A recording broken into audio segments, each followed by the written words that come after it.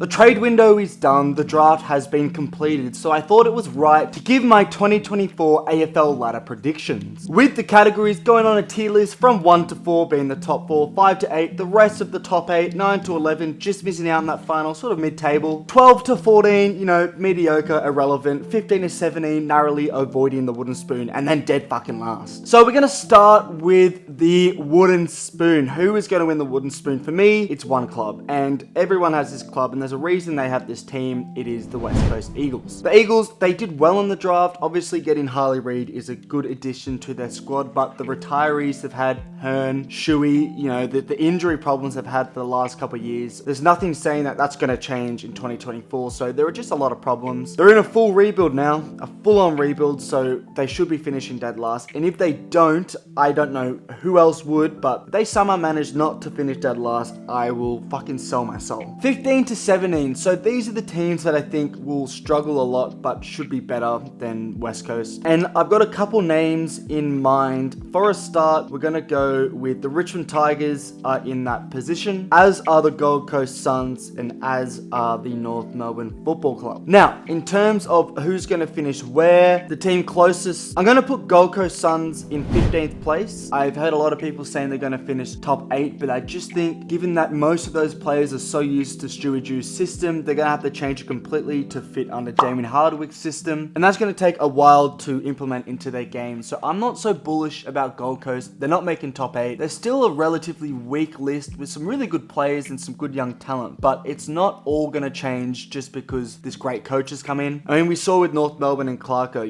it's not instantly turned them into a great team, albeit Clarko didn't really coach much last year. North Melbourne, I can't believe I'm saying this, I'm putting North Melbourne above the Richmond Tigers. As you can see from the background behind me, as I always mention in my videos, if you don't know, I am a Tigers fan. I made a video about this already on my YouTube channel maybe a month ago, so go check it out, but it was basically why Richmond are destined for bottom 3. I'm not going to repeat myself too much, but it was about the exits, the retirees, even in the draft we weren't that special, in the trade window we didn't do well at all, and obviously the new coach, new game style, it's screaming bottom 2. I think North Melbourne should do a lot better than last year, especially if Clarko stays for the whole season. Like, Clarko is the big one, right? If he does take more time off, will they be worse? Probably. And I've already said why Gold Coast won't finish higher, but I am bullish about North and Gold Coast, not so much about Richmond. In 14th place, I've got the Geelong Cats. I just think the Cats are destined for a worse position. I think they're going to get worse and worse. Just, it makes sense. They're an old list. One of the, I think the second or third oldest list in the competition. I believe second. And that just screams of a decline, really, from where they finished last year. I think they're going to struggle. They're going to continue to struggle, albeit they have a great coach. But I'm just not sold on their list. Actually, you know what? Fuck it. I'm going to put Gold Coast in 14 and Geelong in 15, just to make it a little bit different, because I feel like chances are, list for list, Gold Coast probably have a slightly better list and slightly better coach. So I'm just going to put it like that. In 13th place, pretty much mediocre, irrelevant, never challenging for top 8, but never sinking,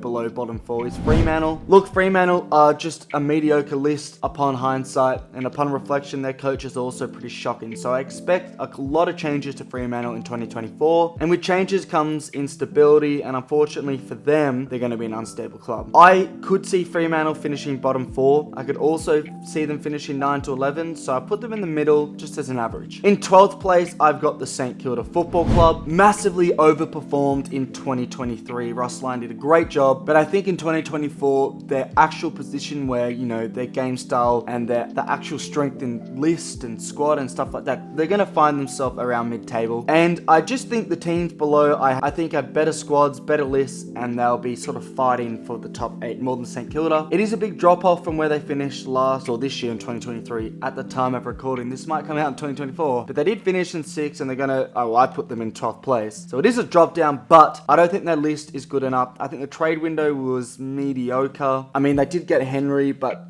picking up players like Paddy Dow, what the fuck? Not inspiring at all, and they screamed 12th place. So 9 to 11, these are the teams that are going to be in and out the 8 constantly throughout the season. There'll be periods of time where these clubs will be looking destined to play finals, but eventually, whether it's due to youth or due to, injuries or whatever it is, they'll just creep out of the 8, sink below the top 8, and just miss out on finals. I've really struggled with this. I didn't want to keep the top 8 the exact same as what the top 8 was before. So I've tried tried to be a little bit different. Now, in 11th place, I have gone Essendon. I also think Essendon overperformed in 2023. I don't think they've got a great list. I just think Brad Scott is a great coach. Their trade window was phenomenal. Like, honestly, they had one of the best trade windows, arguably the best. So in that respect, I did consider them for top 8. However, I just still think that list isn't quite there, and it wouldn't surprise me if they were in and out, sort of like 2023. They might have even finished 11th in 2023, so I really don't have much of a change there. In 10th place, I've gone with the Hawthorn Football Club. Now, Hawthorn for me are the team that I did have in my top 8 in my original draft. To be completely honest, my top 8 changes fucking minute after minute. I might even change it for what I've got now. But Hawthorn, what a team. Young talent. They're projected to keep going further and further. I believe they got 7 wins in 2023. I could see that going to 10 to 11 in 2024. I think they could make finals. They definitely could. But the reason I've got them just missing out is that experience is probably not going to bode well with making finals. And look, I just had to choose someone to miss out on the 8. So now we've done the first half of the table. The bottom half, we've done the top half. Now, all the teams I haven't put in a category yet, any of them could finish top 4 for me. I mean, Collingwood definitely can. Obviously, Brisbane can. Adelaide, I got high up there. The Giants made a prelim. Melbourne could have won the flag. The Dogs are fucking inconsistent. Make the grand final one year, miss out on finals the next. Like, whack shit like that. But Adelaide, really good list, but a lot of retirees. And Sydney, who fucking knows? Now, originally, I had Melbourne in 9th place. Now, I've said on record before, Melbourne have a top 4 list, but I just think with all the turmoil in the off-season, I think they had a pretty fucking shit trade window. And with their just offensive struggles that they've had for so long now, the fact Tom McDonald is allegedly, according to media sources and rumors, that he's moving back to the back line in 2024, it begs the question, who are they going to rely for goals? Is it Cozzy Pickett and Bailey Fritsch? Who's their tall forward? You know, is it going to be Ben Brown? Is he going to break into it? I know Jacob Van Rooyen, he's really young, so can you rely and put that much pressure on a young player? But upon reflection, they just have to make finals. They at least have to make it. I think the teams I'm debating for 9th place are Melbourne, the Dogs, and Port Adelaide. The Dogs for me are just really inconsistent. I feel like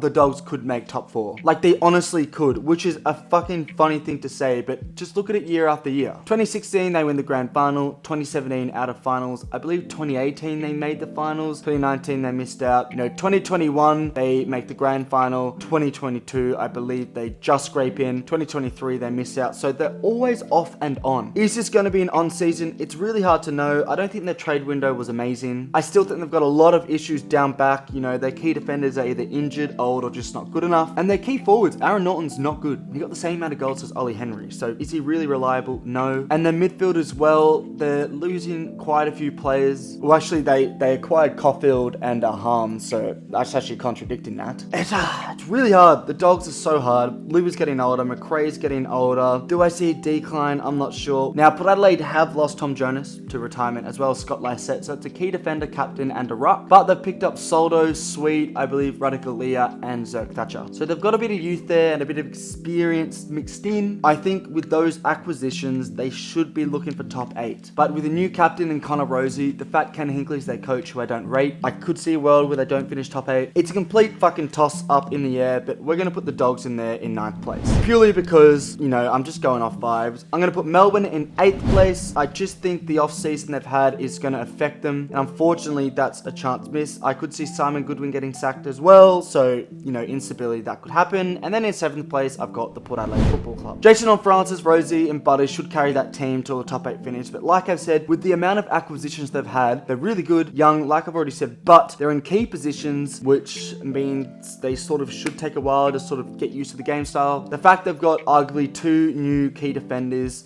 / maybe one that can roll up through the forward line. They're key positions, which are going to be very important for the chances to finish in top 8, and it's going to take them a while to settle in. But I was bullish on Port Adelaide last year. I predicted them to finish in 1st place, and this is at the end of the home and away season. So this season, next season, I'm not so bullish about them. Finishing off the bottom part of the top 8 in 5th and 6th, who's going to get a home final? I've got Adelaide finishing. You know what? I've done it again. I'm going to go Adelaide in 7th and then put Adelaide in 6th. Both Adelaide clubs are a really good team. I think Adelaide are going to shoot up the ladder. They should have made finals with that Keys goal that was disallowed against Sydney, so they will make it this year. I could maybe see a world where things just don't go right and they drop out of the 8. But upon reflection, Port Adelaide have a better list and more experience, so they should finish higher than Adelaide. And Adelaide have an over-reliance on Tex Wood Walker, so there are question marks about that. In 5th place, just missing out on top 4, I've got the GWS Giants. Unfortunately for the Giants, I had them missing out purely because I think they are a great team with a great coach and a really good game style. But the game style is more important for finals, it's where it stands up. But in the home and away season, I think they're going to drop a little bit more points than the team that I've got top 4. Great list, but was last year a little bit of a fluke in a sense with a new coach. Maybe I backed them to finish around top 8 and I think they'll do really well, but unfortunately missing out. Now to my top 4, a little bit boring. 2 of these already made the top 4 last year. I'll order them in a sec, but let's put them in there for now. Collingwood and Carlton are definitely making top 4 for me. I mean, they are primed, young talent in their prime, stability finally for Carlton especially, but they're making top 4. Brisbane, I think, will make top 4, made a grand final. They still have a decent list, and I think they had a good trade window, so they should be there. And then Sydney. Now, Sydney had, for me, the best trade window. I think Brodie Grundy is perfect for them. Taylor Adams will really help nurture and mature those young Sydney mids, and some of the other acquisitions they got were very impressive. Now, let's order this top 4. There's one change I'm going to make to it, and it's Brisbane finishing in 4th, which means I've got Brisbane in 4th, Sydney in 3rd, Collingwood in 2nd, and Carlton at the end of the home away, not the grand final, end of the home and away, they finish 1st. Carlton, I think, will have more of a drive than Collingwood. I think both lists are equally as good. Carlton's probably a little bit worse, but Collingwood will know that they just have to make top 2 to get a home final, or at least top 4 at the very least. And I can just see Carlton just having that extra drive and hunger over Collingwood. I've got Sydney in 3rd. Like I said, their window was phenomenal, and they do have a really good list. They probably should not have made finals in 2023, but they'll be primed now. No more reliance on Buddy. They can finally, I feel like, be a free team, free-flowing, and I expect them to bounce back, and bounce back hard. And in 4th place, I've got the Brisbane Lions. I think their list isn't as good as the 3 above them, but the experience should hold them in good stead over teams like GWS and Adelaide to make top 4. So that is my official 2024 AFL ladder predictions. Let me know in the comments if you agree with me. Also let me know where will your team finish in the comments. So put it down below. Just to recap it, the big changes I've got Geelong and Richmond dropping heavily down. St Kilda drop as well. The Suns move up. Adelaide and Hawthorn move up. Sydney move up, and Melbourne drop down. In terms of the teams that I could be horrifically wrong on, I think I could see a world where the Dogs, like I said before, finish top 4. I could see a world where Melbourne, if they get shit together, finish top of the ladder. So there's a couple interesting ones there. Geelong as well, you just don't know with Geelong. If they find their 2022 form, they could finish top 8. But I had to make a list, and this is the list that I made. Make sure you like, subscribe. Thank you very much for following and watching the video. Follow the TikTok FTFooty. Make sure you check that out, and I'll be seeing you in another video.